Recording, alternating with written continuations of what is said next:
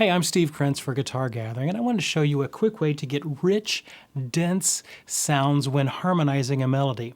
For example, let's take the simple melody to Happy Birthday.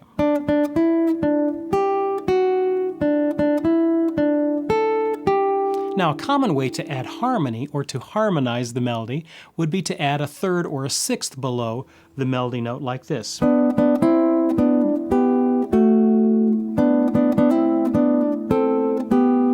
And that's a great way to do it. You're going to use it in a ton of situations, but sometimes you're going to want to add more complex harmony. And to use this, you can use a simple chord shape that is built in fourths. So the chord looks like this. If I'm in the key of G, you can think of it as a G6-9 chord. So I'm down here, my melody note would be that first string G, and I've got my first finger on the fourth and the third string at the second fret. I've got my second finger barred on the second and first string at the third fret. So I've got two bars happening there. And these notes, an E to an A is a fourth, an A to a D is a fourth, a D to a G is a fourth. It's all stacked intervals of a fourth. Now if I take those same notes and put them on the inner string set, I get a slightly different shape. Same chord tones, but a different shape. So in this one, we're up here at the 7th fret, and I've got a bar from the 5th, the 4th, and the 3rd at the 7th fret. Then I've just got my second finger on the 2nd string at the 8th fret. Two shapes, same notes. We're going to use both of them. So here's how it works. One option, as I'm harmonizing a melody and I want a little bit more of a complex sound, is I can take this chord built in fourths, this 6-9 shape, and I can just slap it underneath all of the notes in the melody.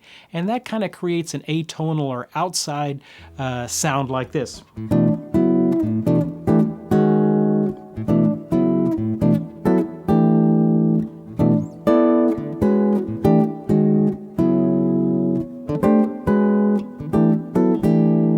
Now, harmonizing with block chords like this works great in some situations, but it can get a bit too dissonant for other situations.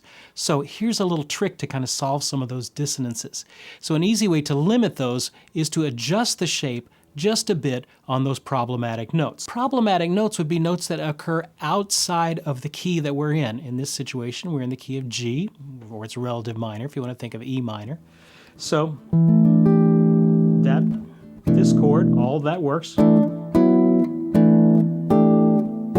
right here, I added two notes that are not in the harmony. And so that doesn't work as well. So how can we do that? Actually, three notes are not in the harmony.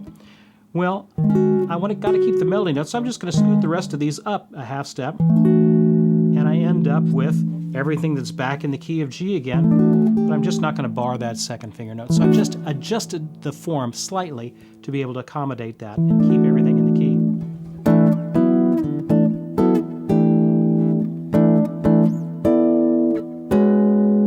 Now that one sounds a little weird as well because I added a G sharp and a C sharp is not in the key either. So what can we do there? Well, I just want to resolve those to the nearest chord tones. Well, if I resolve them up a half step, just the problem notes, I end up with a full bar here, and now I'm back in the key again. So that would be... You see how that still kept the sound, but it got me out of those dissonances. And then that one, same thing. That's getting some notes that are outside of the key. What are my nearest notes that are in the key for those three notes?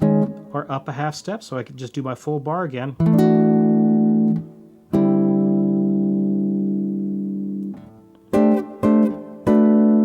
do that again, or you can even add the second finger if you want to.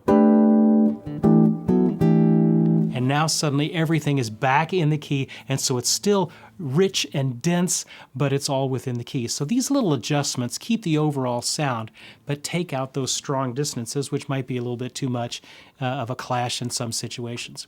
So now, the reason that this chord shape built on the interval of a fourth works well is because it's just less defined to the ear than the standard chord, which is built in thirds. Stacking these intervals of a fourth like this gets into what we call chordal harmony, and it can create some very unique and outside sounds on the guitar. Now, using fourth chords like this is a great way to add some rich harmonies to any melody, and they're really easy to play on guitar. Now, here's one last idea that you can do with these chord shapes. You could even keep the top note of the chord fixed and move the other notes down a half step or more for a more kind of a modal outside sound, like this.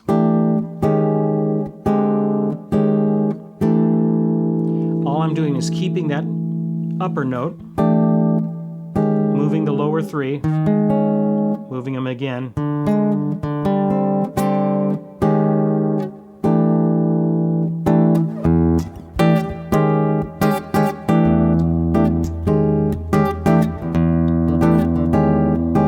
Just a little trick. I can do it the same thing with this upper form.